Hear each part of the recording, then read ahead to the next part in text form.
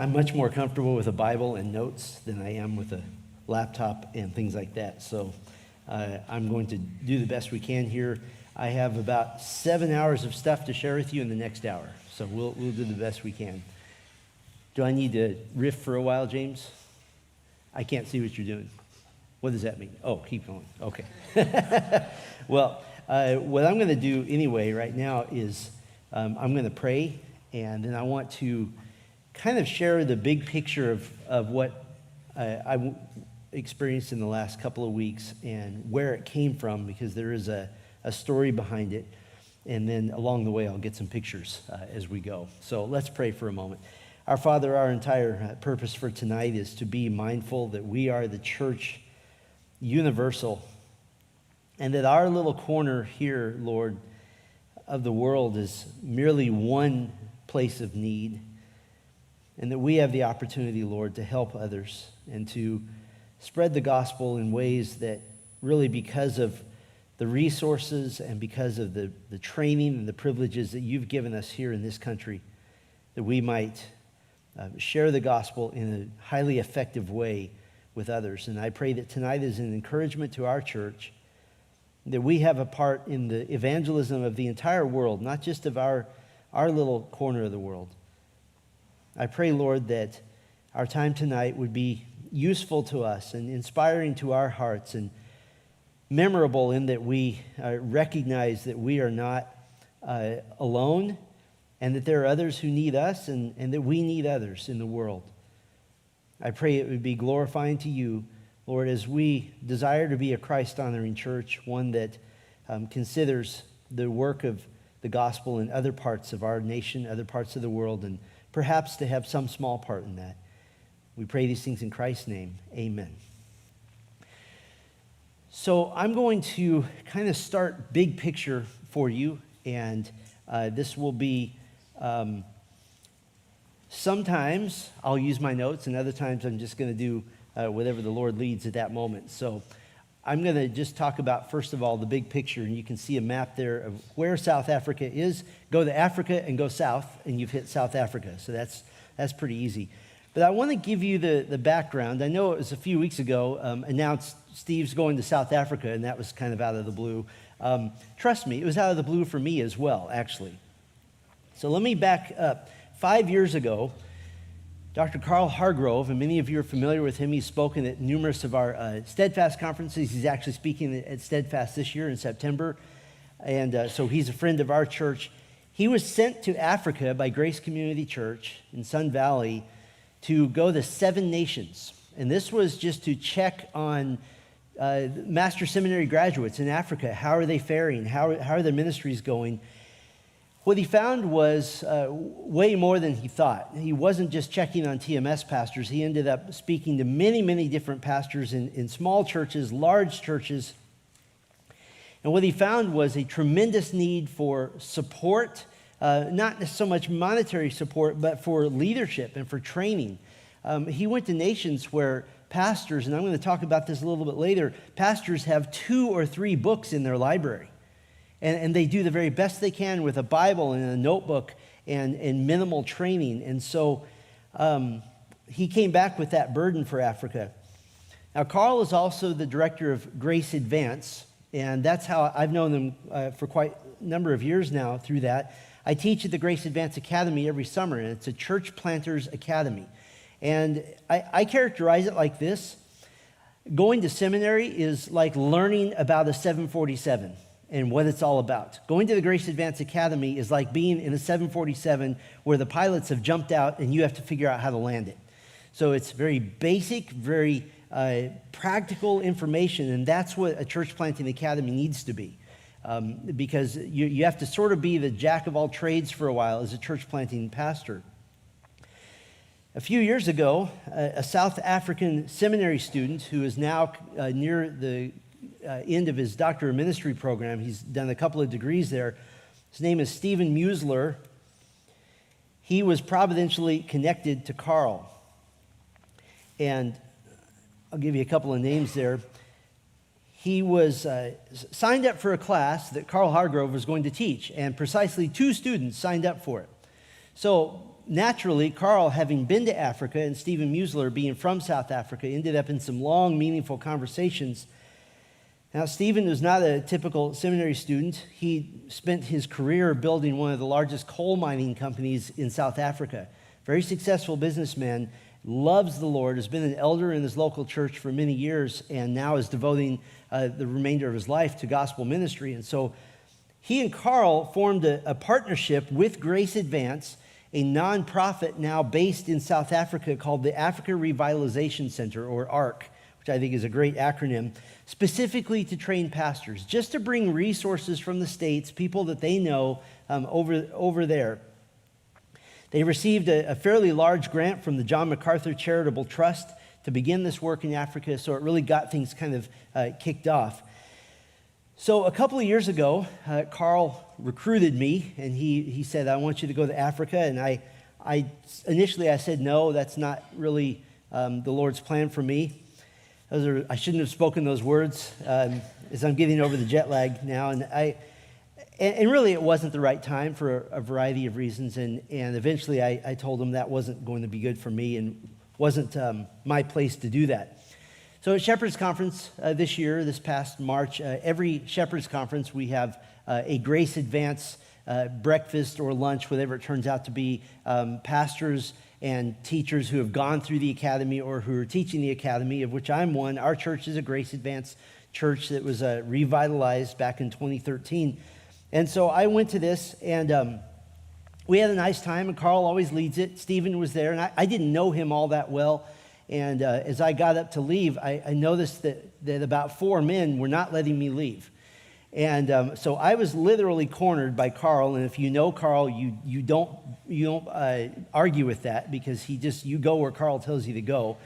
And so he said, we really need to do this, and we have an open slot for the Grace Advance Academy, and they're considering doing a restart of the Shepherd's Conference in Cape Town, and we need you to go do that. Would you consider it? And I was getting ready to say no again, and then he said, what are you doing after Sunday, May 26th? I said, well, I'm beginning a sabbatical with a completely free calendar. And so it started to look pretty silly to say no, but I said I'm not doing anything without my wife. And so I called Sylvia a little bit later in the day. I told her I'd come from the Grace Advance meeting and that Carl had spoken to me. And I said, guess what? And she said, you're going to Africa. And I was like, how do you do that? And she's done that so many times. And she was immediately on board and said I should go, as the Lord was clearly paving the way for this. And so just that's kind of a background. Just for context, I love educational things, and for all you parents and kids out there, this is South Africa compared to California. South Africa is almost exactly 3 times the size of California, with a lot more open spaces. And something I didn't know until we got there, almost all of South Africa, except the coastal region, is almost a mile high. It's basically like being in Denver, Colorado, everywhere. So it's a giant plateau, a lot of cold weather, and then a lot of beautiful weather down at the Cape as well. So let me give you kind of the big picture of what was going to happen, what happened, and then I'll use this map to kind of guide you through what happened here. So I arrived Tuesday evening, May 28th in Johannesburg. I keep wanting to point to the screen, but that doesn't work. You can see it there. I was taken to Stephen Musler's home in Pretoria, which is the capital of South Africa, just north of Johannesburg. And it was pretty late in the evening. It was like 7 or 8 in the evening by the time we got in his vehicle. And the original plan was to go to the east to Mulestrom Lodge, and I'll tell you about that in a minute. But he said we couldn't go because there's a stretch of road that has criminals that throw out nails and things like that to stop cars and murder the inhabitants and take your computers. Apparently computers are the biggest thing to steal there. So he suggested we go during the day, and I said, I think that's the Lord's will, and I'm fine with that. And so we went to his lovely home, and his wife, Tanya, had a meal ready for us, and we enjoyed some fellowship there in Pretoria. The next morning, on the 29th, Wednesday, we got up very early to drive to Mulestrom Lodge. That's the green X on the map there. It means mill stream in Dutch, and I'll talk about the languages in a minute. And there's an old mill downriver, and so that's what it's named after, this mill stream. And so we did one full day of teaching at the Church Planters Academy there. It was all day. It was near Johannesburg. And then we did a Q&A after dinner. And so it was a long, full day. The next day, we got up at 2:30 in the morning, and we drove to Johannesburg and flew to Cape Town.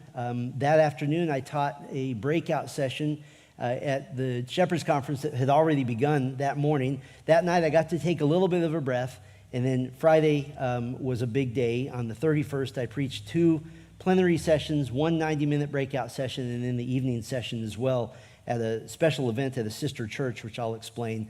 The next day, they capped off the Shepherd's Conference with a big men's breakfast, and both Carl and I preached at that event. And then Sunday morning, I preached at the host church, which I'll show you a picture of here in a minute. That afternoon, on Sunday, we flew back to Johannesburg and stayed the night at Stephen Musler's home. And then we had time to breathe. The ministry part was done, and our flight didn't leave until Tuesday evening. So Monday morning, we took off northwest to Pilanesberg to stay in a hotel and go to the Pilanesberg National Park. And we spent parts of 2 days there looking at some animals. And I won't take a lot of time to show you those, but some of them are really cool. So I'll show you a couple of them. And then Tuesday evening, we drove to the airport and took our respective flights home. And this past Wednesday, I landed at LAX after 6 total flights, 46 hours in the air. And so I can practically fly a plane at this point. But I want to give you just a bigger picture of the background. I've been trying to just soak in what South Africa is all about. And that helps me and helps you, I think, to understand what they're facing there. South Africa has a long and very bloody history. It's just filled with agony, filled with suffering, a history of colonization, extreme legalized racism like we've never seen in this country, the purposeful separation of various people groups, terrorist organizations becoming the main governing power in the nation, and I'll explain that in a moment. For example, if you know anything about South Africa, you've probably heard of one man, and that is Nelson Mandela. The most famous leader. He's credited with a lot of good. He was originally part of the African National Congress, and it was made very, very clear to me to understand and to convey to you that although Nelson Mandela did a lot of good, eventually he was a terrorist responsible for the deaths of thousands of innocent people.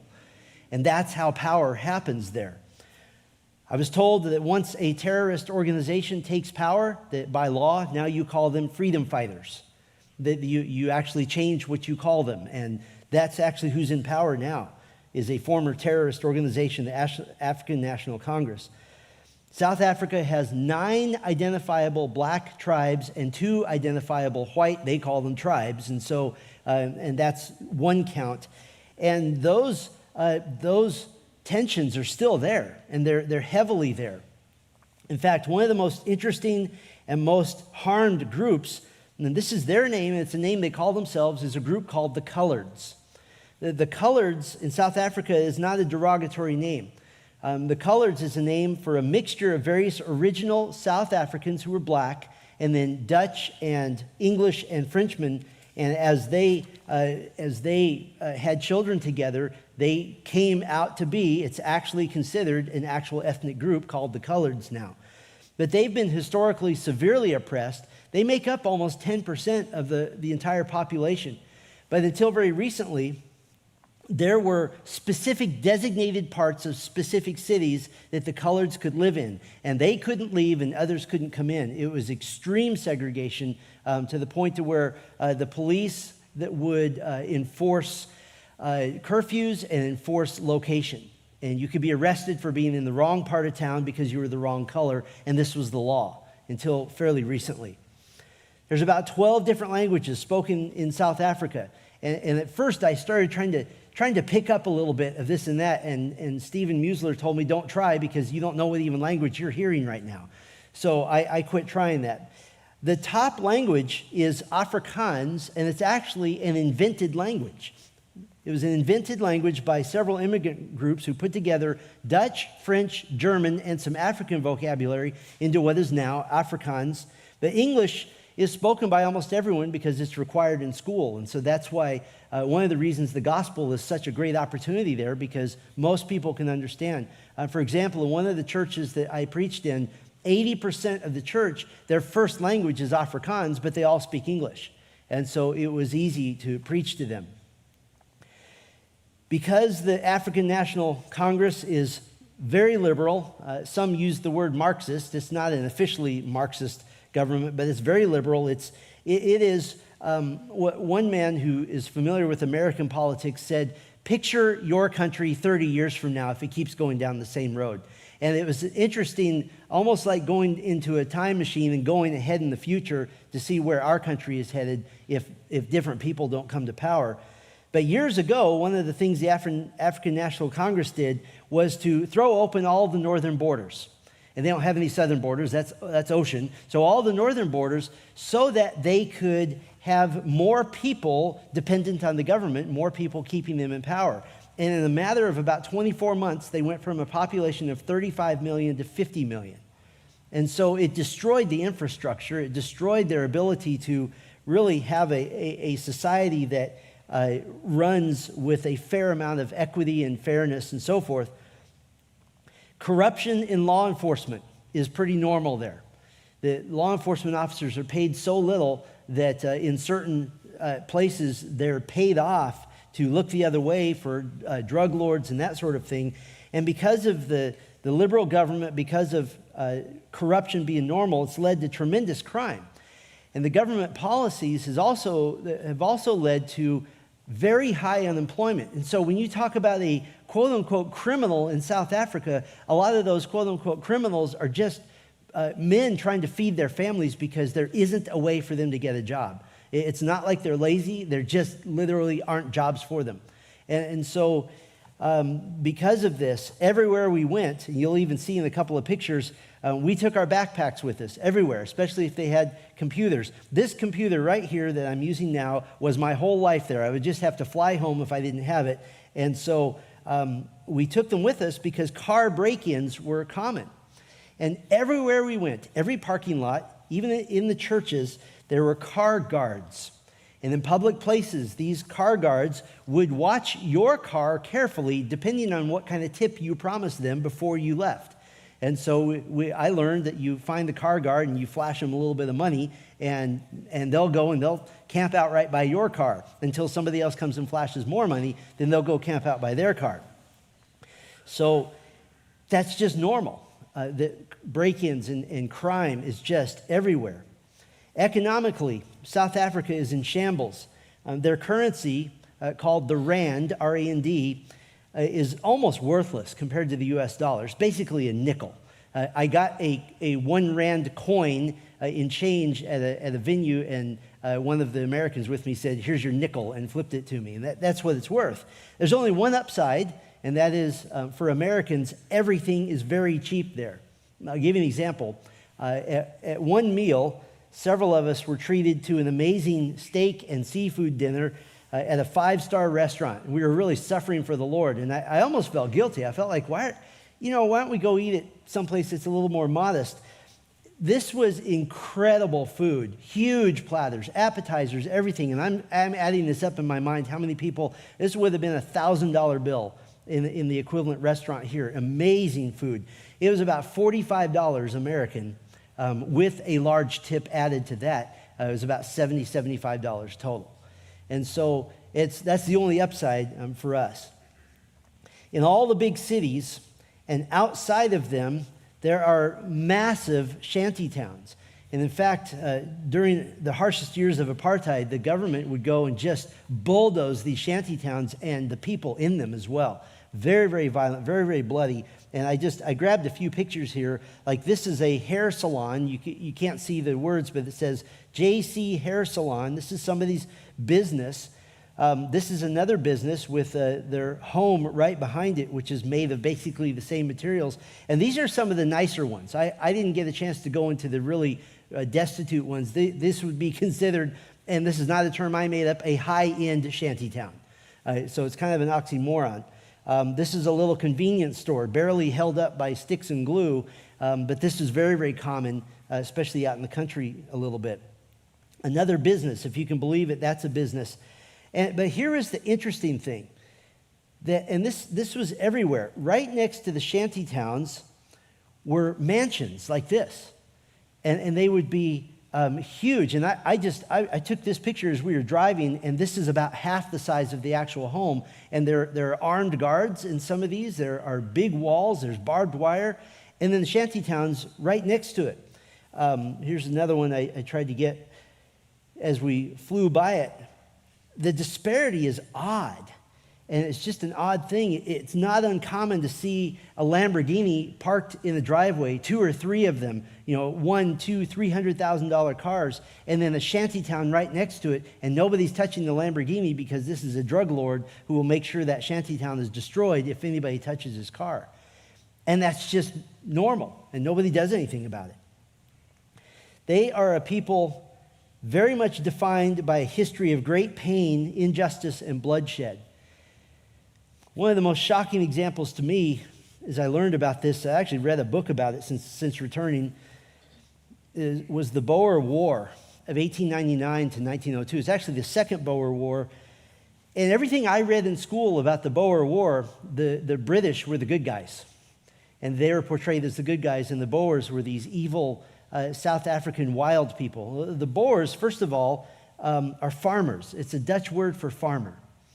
And what happened was the British Empire had claimed much of what is now South Africa and were becoming oppressive to the farmers, the Boers. The Boers are very peaceful people, but imagine all the best farmers and all the best marksmen from the state of Tennessee forming a nation. Those are the Boers. And so they just moved north. They didn't want anything to do with the Brits. They just said, we just want to live in peace. We're going to go. So they went purposefully to the worst land in South Africa. It's just desolate. It's desert-like. There's nothing there. And they're very almost aboriginal. They just live off the land. And they just wanted to live in peace there. And that was fine with the Brits. Because as long as the Brits had that southern section of Cape Town and the Cape where all the wealth was, and as long as the Boers had the very poor section, the desert, the scraggly land, then they were fine with that. Because as long as people are poor, you can keep them under control. The Boers trace their ancestry to the Dutch, German, and French Huguenot people who came in the 1650s. And most of them came originally as Protestants escaping Catholic prosecution and persecution in Europe. And so they came actually during the Great Reformation. They were Christian families that just wanted to raise their families, work their farms, shoot their guns. And they sound a lot like Texans, to be honest with you, and I appreciated that. Well, the British Empire established a foothold in South Africa in 1795. And eventually the Boers just wanted to get away and live in peace. So this great migration north happened. 2 Boer states were formed, actual countries, and they lived in peace together. And the British were fine with this, as long as the Boers were poor and the Brits were rich, until in one of those states called the Transvaal, the Boers discovered 20% of the world's gold.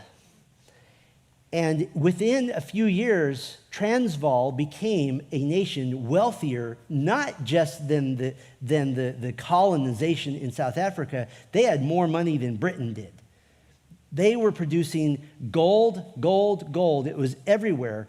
And because of this, they were able to open other mines. And they dug up another mine, and lo and behold, started digging out diamonds from the earth. Some of the crown jewels in London are diamonds and gold stolen from the Boers during the Boer War. All of a sudden, the Brits were interested, and they went north with the intention of conquering the Boers. At first, it didn't go very well. The Boers are known marksmen, and because of all their money, they had the finest weapons that the world could produce. And so they would just hide in the hills and in the trees. They were the first to dig trenches to fight from. They were the first to use barbed wire. It's many things that we think of World War I and World War II. And they fought off the British, many times more of a powerful force than them.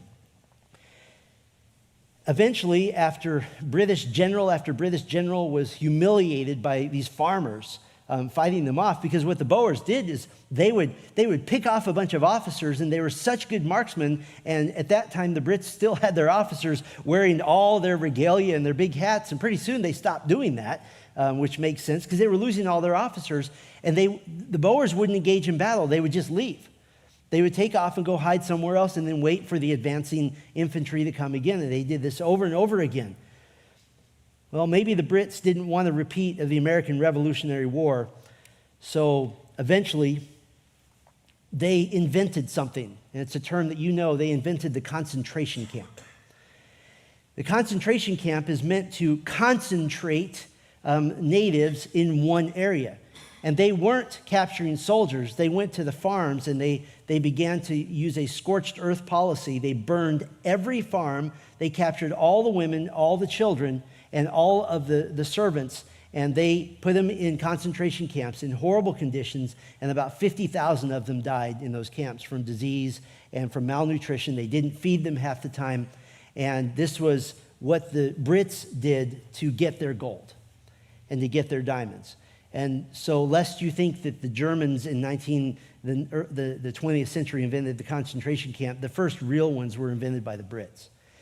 But that's what they've had to live through. And I tell you all that because that's just one example of how South Africa has been bathed in blood and in pain. And so that's kind of the economic and historical background. I want to give you the spiritual landscape. The people I met were consistently polite, delightful, very fun-loving, very easy to get along with. They were eager to please. They were very proud of their heritage, very proud of the generations of pain that they've endured. The Dutch Reformed Church, as you might guess, became very prominent in South Africa going back several centuries. But the Reformed Church, Dutch Reformed Church, became apostate. Eventually, they crossed the ultimate line, and they began allowing homosexual ministers, which means you're done as a church. They eventually tried to back out of that. But a few years back, they were sued by a group of homosexual ministers, and the government forced them to reinstate them as ministers in the Dutch Reformed Church. Now, if I'm a part of the Dutch Reformed Church, we're going to form something new, and we're going to leave that organization. They didn't do that. So the Dutch Reformed Church in South Africa is useless at this point. And there are some true believers in it. Certainly we would say that. But as an organization, they have become completely useless. As recently as just a few decades ago, the number of Bible-believing, gospel-preaching churches with a well-trained expository preacher could be counted in this country over 3 times the size of California. They could be counted on one hand. Maybe 2, maybe 3. Until a couple of decades ago, several master seminary graduates came to South Africa as missionary church planters, and I met most of them during my time there. I already knew one. He's serving back here in the States now, the Dean of Students, Dr. Brian Biedebach, and he was there as well. But due to basic theological training now being given in a couple of small training schools, there are many more trained pastors, which is wonderful, but there are very few established churches to put them in. So guess what's big in South Africa is church planting, because they're planting churches everywhere now. And so this is a growing movement. It's a growing need, but there's nothing in the way of training for the nuts and bolts of running the church, of leadership training. Surviving as a church planting pastor is a very unique role. All the other skills required for planting the church or revitalizing perhaps an old work into a new work. And there's another issue that has taken place, that with the Dutch Reformed churches, there's still a lot of them, but because of their influence, covenant theology is everywhere there. It's taken root massively, and so to compensate for their inconsistent hermeneutics, their teaching that the church has replaced Israel and so forth, anyone who has any influence, including African Revitalization Center, is trying to see as many dispensational pastors placed into church plants and revitalizations as possible, and to do this quickly. And so ARC, African Revitalization Center, they're not just providing training, and I was there for one of these sessions. They have a big map of South Africa saying, we need a church here, here, and here. Who wants to go here? Okay, I'll go there. Who wants to go here? And they're sending men out specifically to these areas by faith to go begin a work there, often just by evangelizing in the general public to start a church. So that's kind of the big picture. The first thing I got to do was training pastors in the Johannesburg area at Mulestrom Lodge. The morning after I flew in, I mentioned Stephen Musler drove me from his home to a wilderness retreat called Mulestrom Lodge. It's a beautiful location on a large river, and you can go to their website. They do weddings and all kinds of things there. And I thought, oh, this is practically America. It's kind of nice. You cannot believe the dirt road it took to get there. 15 minutes on the worst road I've ever been in. And Stephen Musler owns a truck that's the size of Kern County. And still driving through that, we're just bouncing around, and he said, you should fasten your seatbelt. And I was like, oh, I'm fine. Oh, yeah, okay, now I understand. It took a long time to get out there, and then we get there, and there were about 50 men signed up for this training. Most of them, if not all of them, came at great personal sacrifice of their own money, their own time. Many of them have regular jobs. They're trying to pastor a church or about to do a church plant. They took time off of work. Several even came from neighboring countries to the north because this is so unusual. There's nobody doing this here, nobody training men to plant churches. And so this was my first African sunrise. I'm not a good photographer. I'm a Bible student, not a photographer. And somebody mentioned this is the African sun, and I thought, well, it's sort of also the California sun. It just depends on what time of day it is. But this was right as we were driving into what was called the bush. And you go to places and you say, this looks a lot like Africa. It was hitting me, this is Africa. There was no looks a lot like. So this is where, this is one of the buildings, a really nice place, and you can notice the thatched roof. Those are everywhere and considered really nice, actually. And those double doors kind of right in the middle is actually the room I stayed in. I didn't do that on purpose. I stayed in that room for exactly 21 hours total. That's how long we were there, including our whole training session. Here's the river that's right next to it. Absolutely beautiful. And I tell you what, I had my phone out and I was so ready. There were monkeys everywhere. But those little guys are fast. And so by the time I get my phone up and I look through the screen, they're gone. And so trust me, there are monkeys everywhere in that picture. You just can't see them. But I tried. This is some of the grounds. They do a lot of outdoor weddings there because the weather's beautiful at certain times of the year. And I point this out. This was the dining hall. And it's absolutely beautiful, but that high ceiling is actually a thatched roof, and you can see the little gables inside. Those are thatched roof as well. And you'll notice those heaters they have in there. There's no central heating or air. You just get whatever the temperature is, and that's what you do. So this was the dining hall. I took a couple of pictures of guys. I think this was during a break. And you notice the heater's still going, and this wasn't a great picture, but I kept it anyway, because you see a guy wrapped up in a blanket, because it was cold in there. Remember, this is as high as Denver, and for them, this is the beginning of winter. And so it was pretty cool. But what was amazing was as it warmed up outside, because of the thatched roof, it stayed cool inside, and so it kept it a pretty reasonable temperature. This was another hall that they used for some of the classroom time. The day I was there, it was particularly cold, and they said, can we stay in here because the heaters are here? So they all gathered around the heaters. And I think I'm off by one. Oh, there we go. That's weird. Okay, I'll just keep track of it. So these are most of the guys. They took this picture actually after or before I got there, and there were a few others who came as well. You can see in the front row, Carl Hargrove.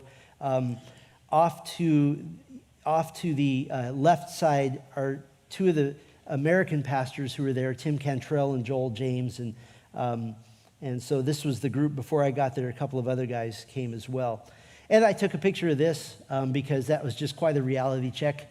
I wanted to go take pictures by the river, and I ran into this sign. And so I took whatever way to get a larger shot, I did it from very, very far away because I didn't want the report to be that Pastor Steve was eaten by a hippo. So The training I do is in the area of leadership unity, vision casting, follow through, spiritual and emotional survival as a church planting or revitalizing pastor. And there's some specific preaching issues related to church planting that I went through. I like to characterize this again as really being able to just know the basic controls of the airplane and not have a grasp of every single little thing. That evening we did a Q&A and it was lively. There were no theoretical questions. I'll give you one example of a question. One pastor said, he said, now I'll paraphrase, I recently finished Bible school, and he was an untrained pastor, went to one of the TMS-run Bible schools, and he one of the things that happened is that he stopped being charismatic. And he goes back to pastor a charismatic church. And he says, what do I do? They're all still wanting to speak in tongues, and I'm trying to teach them that we don't do this anymore and that this is not appropriate. And so we had to talk through the fact that you just have to walk your church slowly through this. The charismatic chaos and absolute just heretical nonsense is rampant there. It's everywhere.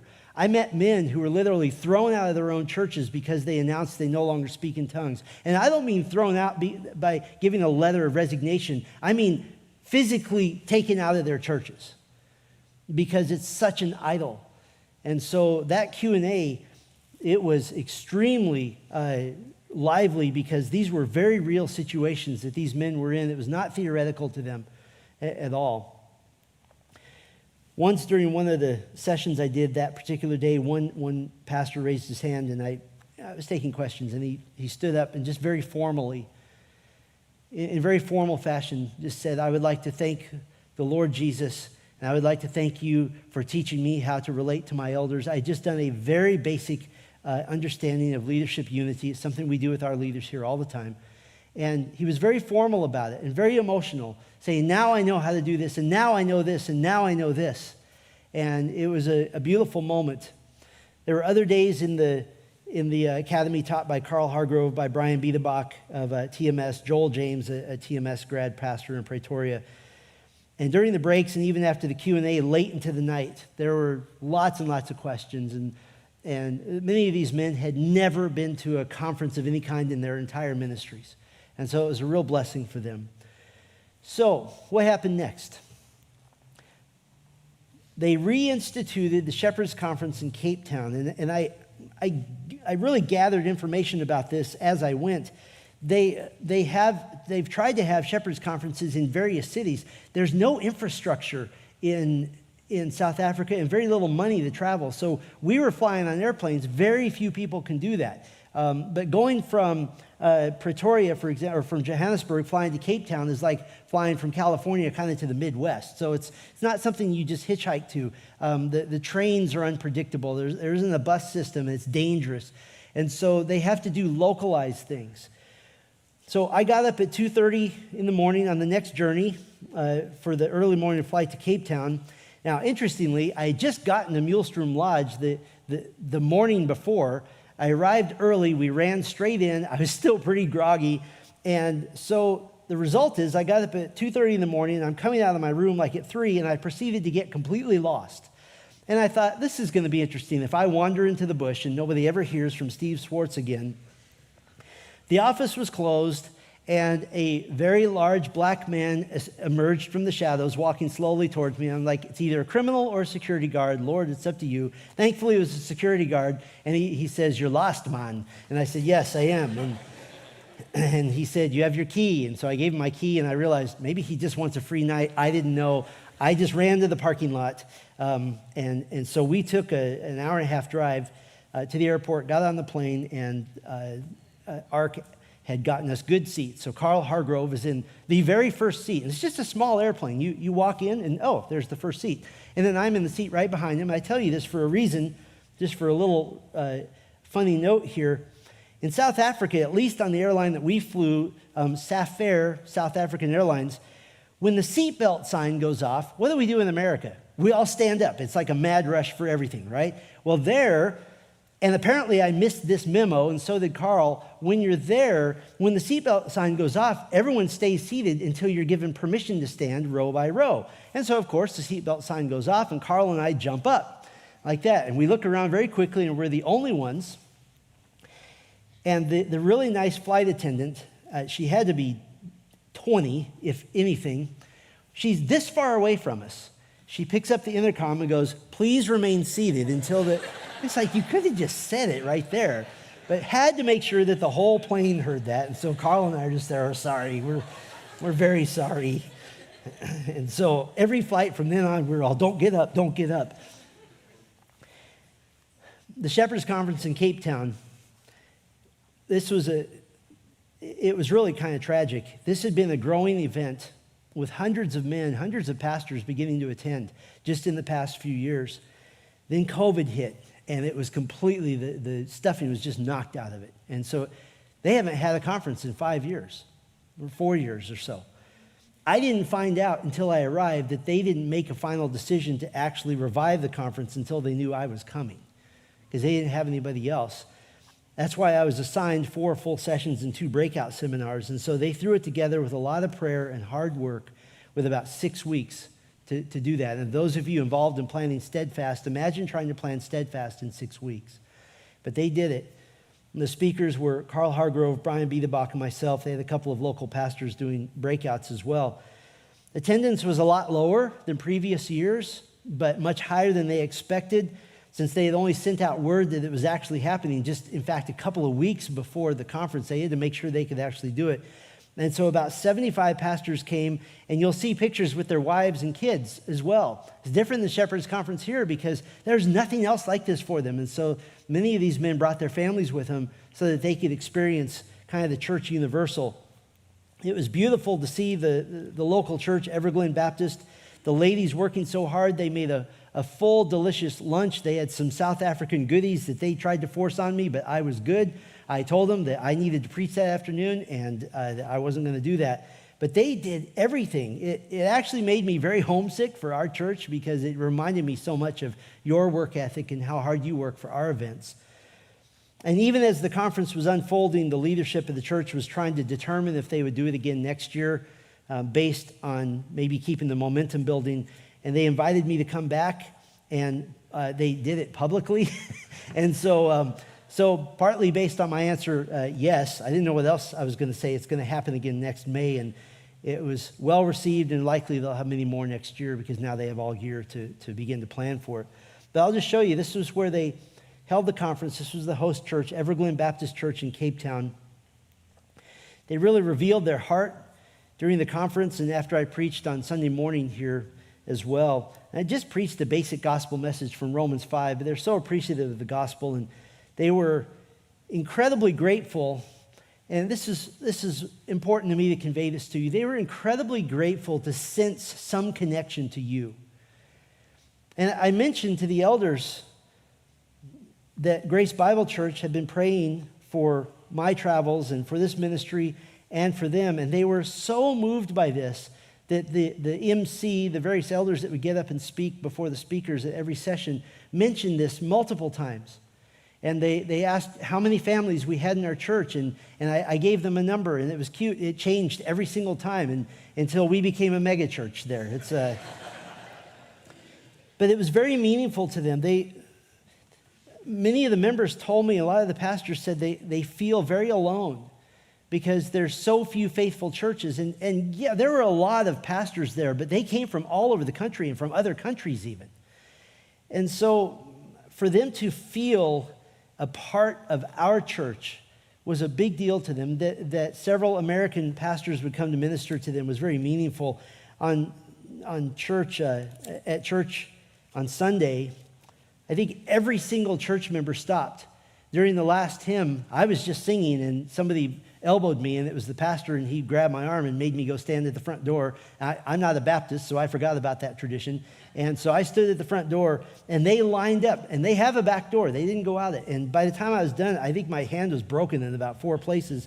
But there was thanks, and there were tears, and there were greetings.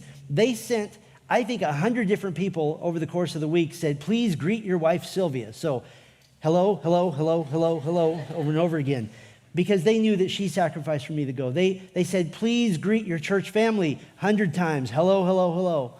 And they meant it because they felt a connection to a church that cared enough about them to send me over there for a week. And so I'm really thankful for that. And when I the first time greeted all the conference attendees on your behalf, there were a lot of moist eyes because they sensed that there were Christians elsewhere in the world that knew they were there and knew their struggles and knew that they needed to be prayed for. And that meant a lot to them. This was the conference booklet, and you'll notice that the time there is done in military time. I spent the whole week subtracting 12 from everything because I couldn't figure out, and that's when I had to be there, and so I didn't know. The first day, this was the day I flew and got rebuked by the flight attendant, and then the afternoon I did a 90-minute breakout session on leadership team unity, something we do here all the time. Then the second day was my big day, so you see me 4 times up there, and that was a great day. Little funny story. That last session, they split up into 2 different churches, and I'll show you this here in a moment. And the Lord was so gracious to me when I landed on Tuesday evening, and I had, on the plane, slept 6 hours straight, and that never happens. Then I landed, and I got a really good night's sleep that night, and I was like, I've beaten jet lag. The Lord is so good. And I felt great. I had to get up early, and we were kind of sleep deprived here and there. And I went through session 1, session 2, session 3. We had dinner, and then we jumped in the car to drive an hour across town, and somebody poured molasses over my whole body. I just felt like, oh, no. I could. You know that sound in cartoons? And that's what I could hear in my brain. And I thought, I can't preach for an hour like this. And so God was very gracious. They got me in by both arms and shoved coffee in front of me. And then I'll tell you what really woke me up in just a minute. The next morning, this is back at the conference here. I like this picture because it's Carl Hargrove with the name Hargrove over him, so thought that made it easy. And they took a couple of shots of me preaching. They had something that was pretty cool. Their pastor, his name is Tiny. That's his real name. And he's tiny. And he's a wonderful man. And the first session I did, the pulpit was like down here, and I was like, okay, they made this for him. But there was a button, and you can sort of see, and it goes up like that. So they raised it up for the rest of the time, and it helped me understand how David Papillon feels when he preaches in this pulpit. And then I did a session on giving God's flock a passion for God's glory,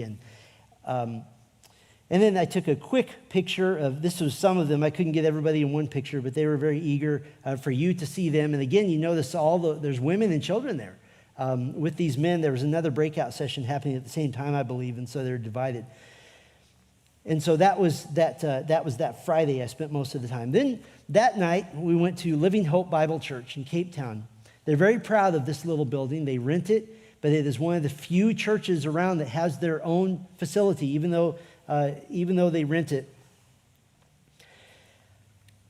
Friday evening, they opened the doors to this church. It was a special Friday night event. Now, keep that in mind, special Friday night event. They rent this tiny little building, and it is I used the term earlier, in the colored section of Cape Town. And so everyone in the church, they were either white or had a beautiful hue of kind of Dutch black, and I don't know how else to put it. That was the term that they used, and I was still being dragged in because I was tired. And I got in there, and they had the most incredible worship band. It was amazing. I'm going to show you a slight picture of them. They were very, very gifted, and you could tell they knew their stuff. They sang beautiful music that was very theologically rich. And after the service, I went and told them I really enjoyed the music worship. I told them I appreciated their skill, but they had such reverence. There was no showiness to them. They weren't jumping around acting like idiots on the platform. And I said, how did you learn that? And they said that their pastor, a South African TMS graduate named Denver Solomon, had taught them that worship is for God. It's not to entertain people. And they were very clear about that, but they were inspiring, and I appreciated that. They worship here, and this is the best picture of their church. They in very humble circumstances, But there was, as I talked to them, they had a whole event, a reception with coffee and juice and treats afterwards. They're very mature in the Lord. Their discipleship is vibrant. They have a true yearning to learn of the Lord.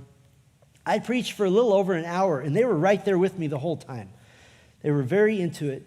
I found out later from one of the associate pastors, he said, this is practically a miracle. And I said, what's the miracle? He said, they're all here, and it's Friday night, which apparently is like you don't do. And so they all came. I'll show you, this is a terrible picture, but I wanted to show you anyway. The little tiny facility, they do their best. You see wires running everywhere, but they were just worshiping the Lord with all of their heart. It was deafening in there to hear them sing. And then the building is such that you have to have people this way and have to have people that way, but nobody can be in the middle. So this is one section that I took a quick picture. I'd never done that before, taking pictures right before I preach a sermon, but that's what you have to do. And so it's just a beautiful people. The next morning, Carl and I both preached at an all-morning men's breakfast to cap off the conference. Then all of us went to different churches. In fact, Carl flew back a day early to preach in the church in Johannesburg. Saturday afternoon, 4 of us, minus Carl, took an afternoon tour of the coast of the Cape, actually coming pretty close to the actual tip of South Africa, the tip of Africa. And one person we met said, picture it this way, the next thing over the horizon is Antarctica. And that was just crazy to think about that. We went to a very famous place called V&A, and I never found out what that stands for, so I think it has something to do with Victoria Wharf. And if you've been to San Diego and been on some of the docks there and all the beauty there, Cape Town makes San Diego look like a slum. It's so beautiful. You can't even imagine it. And so here's a bunch of us suffering for the Lord at Harrah's house, or I'm sorry, Harbor House. And so we had another wonderful meal. They know how to do food there. It's pretty amazing. This is not to take a picture of us. The mountain in the background is a very famous mountain called Table Mountain. And in fact, it's used as a landmark for centuries for ships to find their way into the harbor there. And so I'm holding my backpack, you know this, because my passport is in there and everything else. And speaking of the passport, the guy right next to me on the end, Dr. Brian Biederbach, very, very godly man and quite the prankster. He snuck up on me in the airport, took my passport out of my backpack without me knowing it, and then came up to me later and said, do you think you might need this to get home? And he said, you got to watch out for those South Africans, and Americans too. And he's a good man, but you have to watch your back with him, I found out. And then we drove along the coast, and this is right near the tip of Africa. It was just amazing, God's beauty here, and I won't take time to take you on a tour. They have some of the most beautiful beaches in the world. Look at that. It is compared to the Italian Riviera, all the different really, and the French Riviera. This is that type of place there. It's quite incredible. I want to talk just about a couple of more things. I want to talk first about God's sovereignty in ministry. I finished preaching on that Sunday. I was greeted by every church member with incredible gratitude. The lead pastor, the delightful man named Tiny Cooper, and his wife, Sue, they took me to a long lunch. They do coffee really, really well there. I had more cappuccinos I've ever had in my whole life because they insisted all the time. And then they took me to the airport. They insisted. They literally walked me all the way to security and said, we don't want you getting lost in South Africa because we didn't get you all the way there. But I wanted to highlight God's sovereignty in ministry in 3 ways. First of all, and I know I'm telling you a lot, but I soaked up as much South African history and politics as I could. And it seems that God is doing a work there. It just so happened that the days I was there were the 2 or 3 days that their big national election was happening. And what happens every time they have an election is, big surprise, the African National Congress walks away with a vast majority as usual. This time, they didn't. For the first time, the Democratic Alliance, which we would call them Republicans, came away with enough of enough percentage of the vote that the African National Congress, by their own laws, now have to compromise and work alongside the Democratic Alliance. This is very exciting to those there because that leads to a more conservative governing style, which opens the doors for the gospel. Similar to that, the second highlight of God's sovereignty and ministry in Cape Town, I found out that the Cape is a province, and it's the only province in South Africa that is actually run by the conservative government, the Democratic Alliance. And so crime is much lower. Everything runs more efficiently. And the result is, remember, we did a conference there to train up pastors. There's an exodus happening from all the other provinces to the Cape, where we're training pastors. And so God is literally bringing a population explosion to where the churches are growing. And so God is doing that. And then third, God delights to do his own will. He's sovereign. And after arriving back in Johannesburg, Carl and myself and Julian Belk, he's a Grace Advance assistant who helped kind of with everything. We rented an SUV, and Carl drove it. It's on the wrong side of the road. The steering wheel's on the wrong side of everything. It's a little bit weird. And so we decided to go north to this national park. And then this happened. This is God's sovereignty and ministry. For the record, Carl Hargrove was driving, not me. So we found out the hard way that people in South Africa on the motorways, we would call them freeways, when they change their mind about being in the far left lane and they want to be in the far right lane, they just kind of drive sideways. And that's kind of what happened here. And so I was actually on the side where it hit there. And by God's grace, it was a super busy time. The first thing we did when we got hit was look behind us, and there was nobody behind us for at least half of a mile. And so we were on the side of the road for about 4 hours. We found out that tow trucks patrol like piranha. And we hadn't even rolled to a stop yet, and 4 or 5 tow trucks have come up to us. And not even big tow trucks, like little tiny Datsuns with a chain on the back saying, I'm a tow truck. You're barely a Matchbox car, but they say I'm a tow truck. And so they come hoping to get the bid for the deal. We had the opportunity to talk to city workers who came to clean up and give short statements to the police officers, and I actually got to know one of them for a little while. So let me introduce you to Sergeant Elmer Law, which is a great name for a policeman. And so we took this selfie. Now, interestingly, he said, well, you're South African. And I said, no, I'm not South African. I'm American. No, you're South African. And I asked him why. And he said, well, your last name is Swartz. That's a South African name. And I didn't know that. And I started finding out there's lots of Swartzes in South Africa. And I appreciated that. So I got to share with him that we were pastors here preaching in churches. And I explained the gospel to him in brief terms. And 3 things happened with Sergeant Law. First of all, he thanked us for coming. And he said, tell your American church that Africans aren't just living among the animals. So I'm telling you that Africans aren't just living among the animals. So I have taken care of that obligation. The second thing that happened is I asked him if I could take his picture. I said, is this okay? And he said, are you going to put it on social media? And I thought he was going to refuse if I said yes. I said, well, it probably will be. And he says, okay, hang on a minute. And he goes to his car's mirror and he starts grooming his mustache and just getting everything just right. And he says, okay, I'm ready. And then the third thing that happened is he said, does your church have a website? And he got out his phone and made a note. And he said, I want to listen to your sermons. And I want to hear you. And so, Sergeant Law, if you are hearing this, I hope you come to believe the gospel of Christ. And thanks for being nice to us dumb Americans trying to navigate the South African motorways. And then just for fun, and I'll do this part quickly, we got to see God's blessings in creation at Pilanesberg National Park. Carl and Julian and myself, after getting another rental car, and the one we wrecked, it had 8 miles on it. It was the first time it had been used, and Carl was like, she said be careful. Now I know why, but again, for the record, Carl was driving.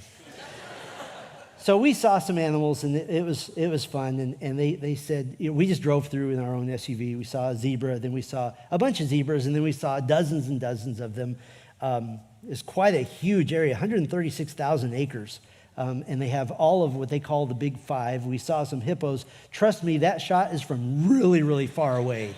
because they said don't even come anywhere near them because they'll just pretty much go through the water to come at you, and they can run up to 28 miles an hour, and I can't. So they were careful about that. I just took a picture of these little gazelles. Carl called them hamburger meat because this is how they feed all the predators there in the park, is by having a couple of thousand of those, and that was beautiful. And we were just thanking the Lord for his work and for his beauty of creation. We saw a lot of wildebeest, whatever the plural for wildebeest is. We saw a lot of rhinos. They said you probably won't see a rhino. We saw 12 total. And so, in fact, this was terrifying. You want to have your heart coming out of your chest. That was us. And then we saw cute little giraffes, and we thought, well, let's just film this one. And so I did. And you can't see it, but there's 7 or 8 others all around. And we realized we were surrounded, and we thought, oh, isn't this one so cute and sweet? And so he's going away, and then giraffe turned, and the film stops. But he just stared at us, and we suddenly went from, oh, this is so cute, to, oh, no, I think something's getting ready to happen. And a little baby elephant, trust me, that's from very, very far away again. And then we saw another opportunity. We saw an elephant crossing the road, nice and far, and none of us wanted to die. And so we just zoomed in and watched this, and we thought, oh, isn't that nice, far away. And then we heard something. And they were coming, and he looked at us, and we all kind of died just a little bit for a moment and watched them go. Just beautiful, though, and thinking about how the Lord is saving people here. And there was another scene. We couldn't get a picture that was good enough, but in one scene, there were elephants and giraffes and zebras. It looked like Noah's Ark. It was pretty amazing. And then we drove around a little bit, and we turned a corner and came on this guy. And he's just an adolescent right there, and just an adolescent. And he looked at us, and we all reminded the Lord that we worship the Lion of Judah, and that we're loyal to his creation and so forth. It turns out he was in a line. He was the kid. There was the papa lion in the middle, the larger one, and the mama lion. And we kept saying, should we pass them on the road? And we voted unanimously, no, we're not going to come anywhere near them whatsoever. So we had a nice time. And then, just for fun, on the way out, we saw that as well. So you get everything there. So I'm sure he was on his way to dinner, I suppose. I want to talk about the future Africa ministry. Lord willing, the church planting conference will happen again at Mulestrom Lodge next year. And the men are spreading the word, and they're hoping to bring their friends and so forth. Shepherd's Conference Cape Town intends on having another conference. Because of the huge influence of covenant theology all around them, the conference is going to be on eschatology, and I've been invited back to speak on dispensational eschatology. And they said, would you be interested in that? And I was like, oh, if you only knew. And so they'll put together, I think there's a couple of professors from the seminary coming as well. So they're going to likely do that. And then they're going to do, hopefully, a Shepherd's Conference in Pretoria up north. Again, it's so hard to travel there. They're trying to do, they'll try to kind of coordinate all of that to happen within the same time period so that we can just jump on planes and get to the various places. And then Carl Hargrove told me that South Africa was the warm-up. And I asked him what he meant by that. He said there's another ministry opportunity in Ethiopia. In Ethiopia, the apostatized Coptic Orthodox Church is a major negative spiritual influence. But now there's a large and growing conservative denomination. And it's interesting, this denomination, as Christians, they claim and they trace their heritage all the way back to the Ethiopian eunuch of Acts chapter 8. And so this is an incredible history. They have many Bible colleges, over 100 Bible colleges. But remember, many of these pastors don't ever leave a 10-mile radius. And so you have to have tons of these colleges. They basically get what would be the equivalent of an associate's or a bachelor's degree in Bible, but none of them have training in actual expository preaching, how to take what they know and feed people with it, which is a whole different level of training. And so the Africa Revitalization Center has started trying to gather men to teach 3 one-week-long intensive modules The third being the actual sermon construction process. And keeping in mind, and I was told this, that many of the pastors have fewer resources than just their Bibles. And so you have to teach with that in mind. And so I've been asked to go next year. We haven't set a date yet. It's more like I'm going to tell them when I can go, and they'll set that week around this to teach these men an intensive week of sermon construction and expository preaching. Now, let me tell you why this is so amazing. The first time ARC, African Revitalization Center, held one of those week-long seminars, they had 100 men. The second time, there was 150. The third time, there were 250, all pastors. Why is this? The denomination has 12,000 preaching pastors representing 13 million church members. On average, every preaching pastor is pastoring a church of 1,000 members. On average, and the gospel is growing there. So for every 100 pastors that are trained in expository preaching, it will impact 100,000 believers. It's mind-boggling to think this. And so when Carl said, what do you think of that? I said, I'm going. Because other than pastoring in the local church, which is to me the ultimate ministry, that's the most incredible ministry investment I've ever come across. And they could do this for years and years and not get to all the pastors. And so they're working on even scholarships and trying to get men there. And so they expect many hundreds more men in the coming sessions that they do. So I have been tremendously blessed by this and humbled. I am very, very grateful that you as a church and that my wife in particular would be fine with me going. I didn't ask your permission, but I knew that you would be good with it. And I expected to go and to do my job and do my duty and try to help the church, but I didn't expect to come home very burdened for people who are desperate for input. And largely I'm burdened because we as a church can have a massive impact on the world. And that brings me to what I'll call the blessing of Grace Bible Church of Bakersfield. I cannot emphasize enough to you how when I described how we do church, what our normal routine as a church is, what we continue to do, I cannot tell you enough how these pastors were awestruck, they were inspired, they were eager to ask me more questions. Men told me things like this: I now have a big brother to look to. I now have a church that I can copy. And they were so eager to model themselves after you. On several occasions, I said that Grace Bible Church was praying for Africa. I can't convey to you in deep enough terms how much this meant to them. And so I want to express my gratitude to you because I just finished preaching the series, The Christ-Honoring Church. That's what we're striving for. That's what we're trying to do. And many of the pastors I had a chance to train are striving for it as well. And they're looking to us as an older brother in the faith, a sister church, so to speak. For example, at the church planting conference, I mentioned our website. Now, I shouldn't have done that because 50 keyboards were clicking right there, and they were all looking up our website right then. And I had to stop talking for a minute because there was all kinds of oh and ooh and questions. What do you do in your men's ministry? What do you do in women's ministry? And we went off the trail big time for a while just by going to our website. And they stayed on the website. You have provided that. If you weren't a church that wanted to be a Christ-honoring church, they would not have a model to look up to. And so I'm so thankful for that. Your faithfulness is translating into, and if the Lord allows me to go to Ethiopia, it will translate into impacting hundreds of thousands of believers. This little group right here, can you believe that? That's phenomenal to me. I'm just the messenger. I'm just the guy who goes and gives the message of here's what we're doing. And that's all.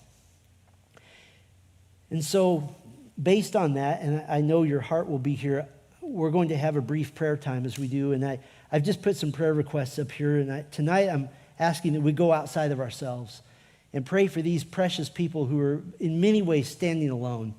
For Everglen Baptist Church in Cape Town, for Living Hope Bible Church in Cape Town, for the Church Planters Conference to happen again, for Ethiopia, and then for how we might participate in the future. I don't know what that'll look like. I just know that when we want to be a Christ-honoring church and we say, Lord, put us in the game, that he's going to do that. And so he has done that to a small degree, and perhaps it will be more in the future. And so I'm going to just briefly close in prayer, and then we'll gather together for just 7 or 8 minutes, and we'll leave these up here so you can peek and pray intelligently for these requests. Thank you, Father, for these listening ears here, and I thank you, Lord, for any hearing online. I thank you for the incredible believers and the faithful churches that I got to interact with in this past couple of weeks. I thank you for the great support and the enthusiasm of Grace Bible Church and of my wife and my family. I thank you, Lord, for the fruit that you're bearing in the 130, 140 pastors I got to teach. The others got to teach, Carl and Brian and Joel and others. Lord, we pray that begins an explosion of gospel effectiveness and many, many souls coming to faith in Christ. Because while we know that in our country and in South Africa and in every country there are the political crises and the social and moral crises happening, the undercurrent is that the gospel goes forth and Christ will build his church. And we'd like to be a part of that. And I ask you, Lord, to help us to be. I pray now, Lord, for these few moments of prayer, that you would hear our prayers and that you would allow us the great privilege of being part of your work worldwide. We pray these things in Christ's name. Amen.